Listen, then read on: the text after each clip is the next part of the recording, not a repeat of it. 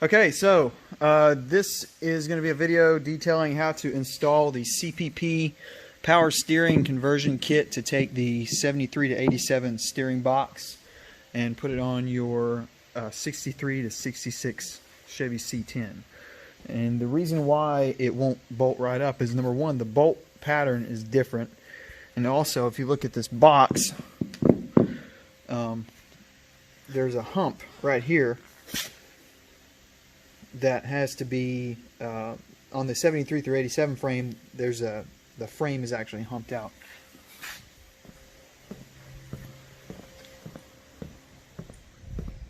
I can show you that here. You can see where the frame has an obvious indentation next to this steering box. And because of that, this box won't mount up flush with the older frame.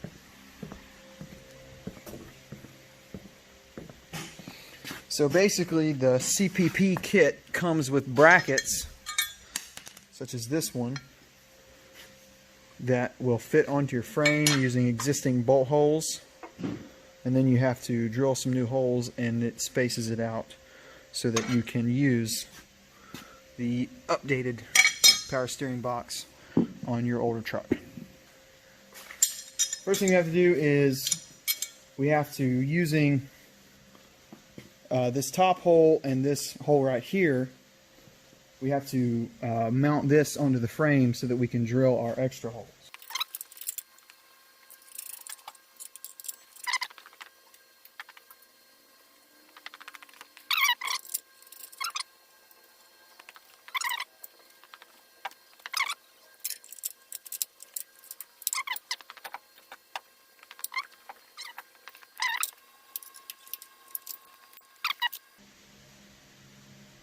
Pretty sure this is a 1/2-inch drill bit. The marking is gone, but it fits snugly inside the hole on the bracket. So we're just going to drill these two out.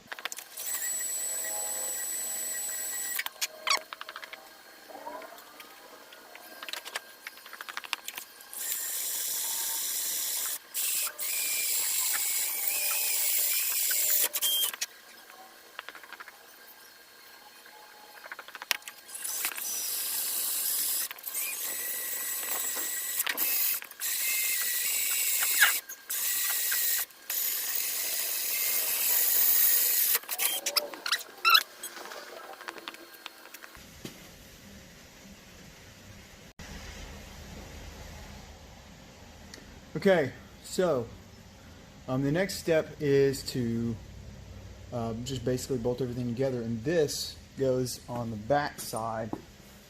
It bolts, these two holes go here, these two holes go here.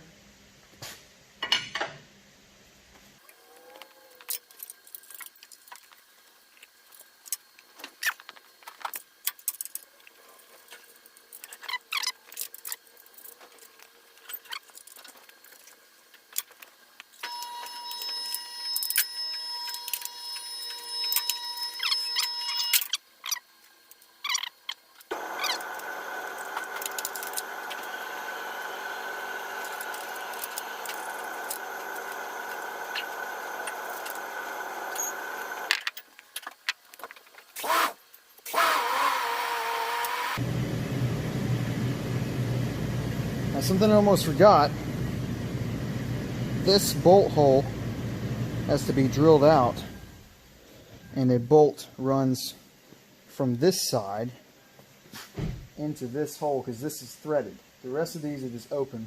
This is the only threaded one.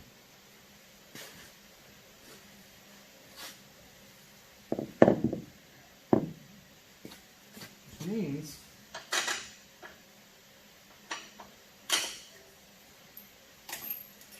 one of these long bolts goes at the top.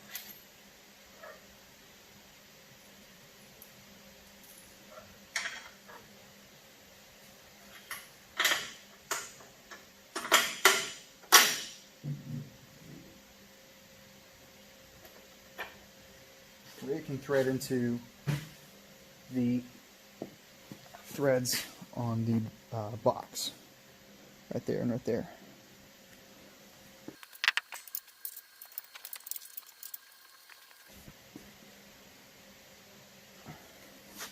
And you simply drill this one out, whichever one mates up with this hole, with the same drill bit that you use to drill the frame.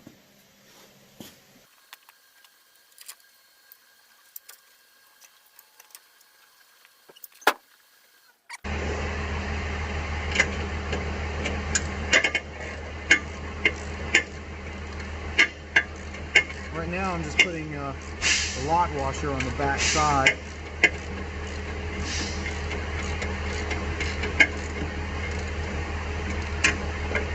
I'll show you up close when I get done tightening these up.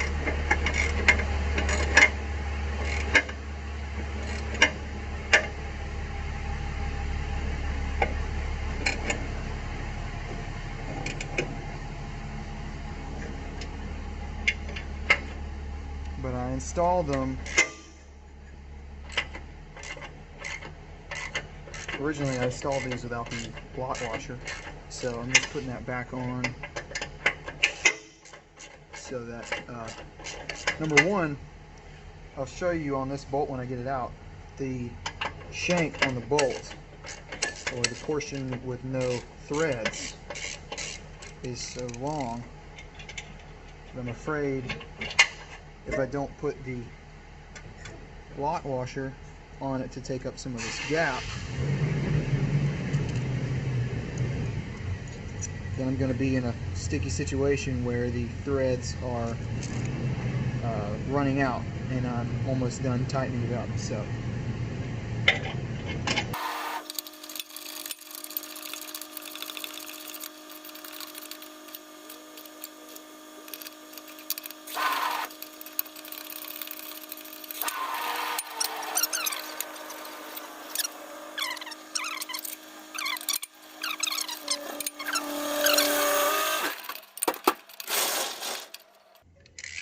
one of the main things that happens with these kits that gives people problems is usually hardware related.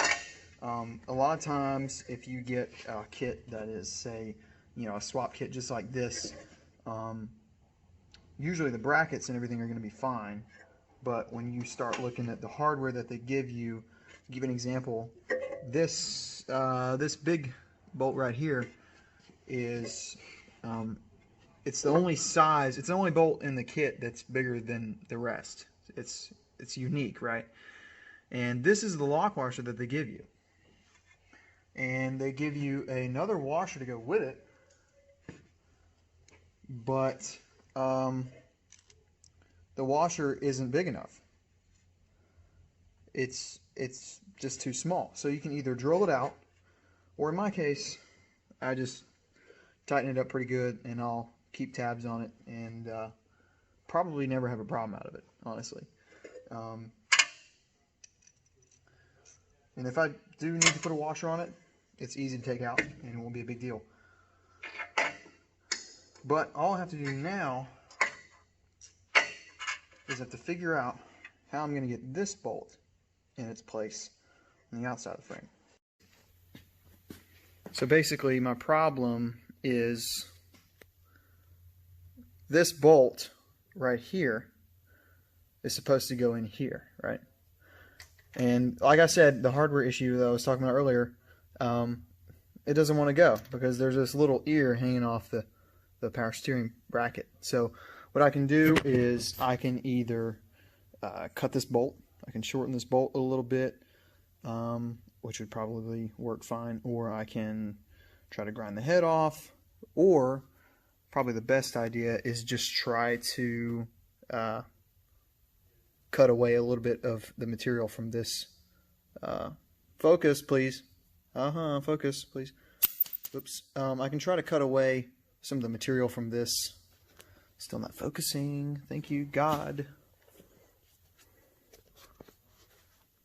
I can try to cut some of this material away right here to give the bolt enough room to fit in there, and that's probably what I'm going to end up doing.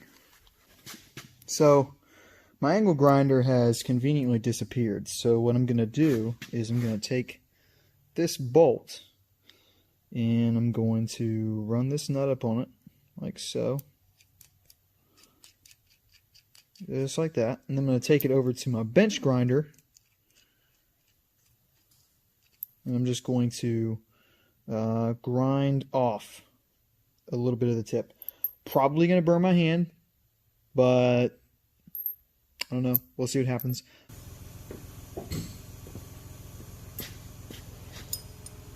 So if you have been around shops and tools and whatnot for long enough, then you may have already know of this trick. But the reason why I threaded this nut onto this bolt is because, say if you have a bolt that is a little too long for your application, you need it to be shortened a little bit.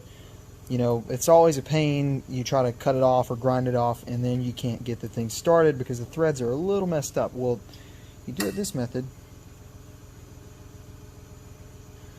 Essentially, you're using that nut as like a die to cut, or not necessarily cut, but to refresh those threads. And I'm just going to simply turn that off. Oops. And it's not perfect brand new. See if it can make it focus. There we go. It's not a perfectly restored thread, but it's close enough that if you have like a file or something like that, you can kind of work with it. It's going out of focus. But what I'm going to do is I'm going to take a little handheld file, if I can find one, and file that down, and maybe I can get it to thread a little bit easier.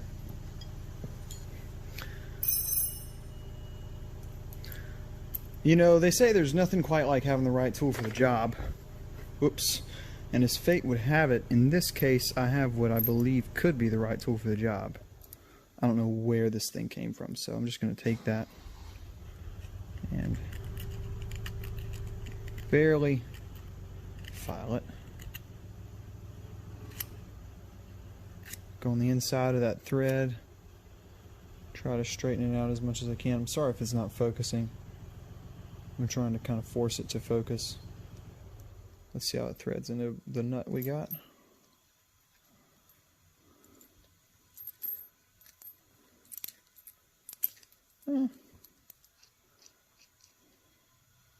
Not great, but it's easy enough to do by hand, so I think that's going to do it. As soon as I get this thing started in the bolt hole, I will come back and show you the finished product. So I know what you're probably thinking. Hey video guy, you probably gathered all the tools you needed to do this job and made sure that everything was straight before you started recording. And if you're saying that, then I thank you for giving me all the credit. But unfortunately, I didn't do that. And I cannot seem to find a 16mm wrench.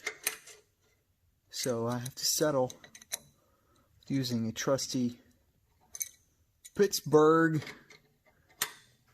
adjustable wrench, which is so fat and the jaw is so floppy. I'm sorry, my camera work is terrible. The wrench is so fat, the jaw is so floppy that it's hard to get up in this space. But it's okay. I'm going to soldier on for you, my loyal first-time viewer.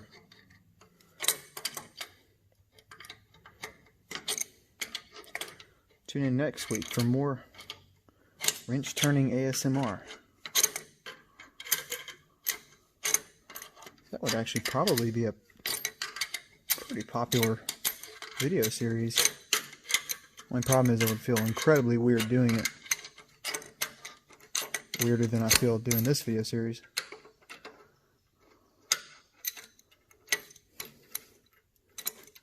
Oh God, my arm's cramping. Stamina is low. I'm just going to tighten the absolute crap out of this till my wrench breaks.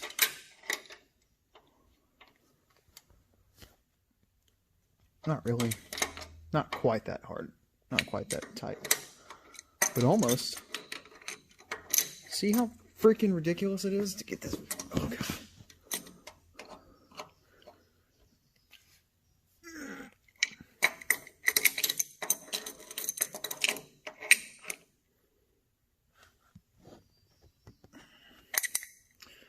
And there you go. Apart from checking over everything and just kind of like double checking that everything is tight, there you have installed a 73 to 87 power steering box conversion. Bring that off a little bit. Yeah. Onto your 63 through 66 C10. Now, I believe the 60 through 62 is similar to this. The bracket is slightly different because the existing bolt holes in the frame don't line up quite like they do on the 63 through 66 frame. But it's essentially the same system. It comes with a bracket sort of like this one right here. And it also comes with a sandwich bracket like this one right here. It's just slightly different. And what we're going to do next week is, or maybe not next week, depending on get the video made, we're going to start working on getting the rest of the front end put together. So this is a new set of tie rods, and this is my old drag link that came with this 85 cross member. And basically all we're going to be doing is putting this together, tightening everything up, showing you how these go in and so on and so forth, how to adjust it. And we're going to be putting the Pitman arm and the idler arm on. The idler arm is also from the 85, and the mounting holes do not exist because it uses a different mounting system. So the next video we're going to be going over how to put basically how to put the steering together once you get the box on. And hope you tune in then to see that, and you can see the rest of this build get done. This is for those of you that are curious, this is a 66 GMC frame with a 5.3 LS that one day will receive an HX35 turbo. So thanks for watching, and I hope you tune in next time.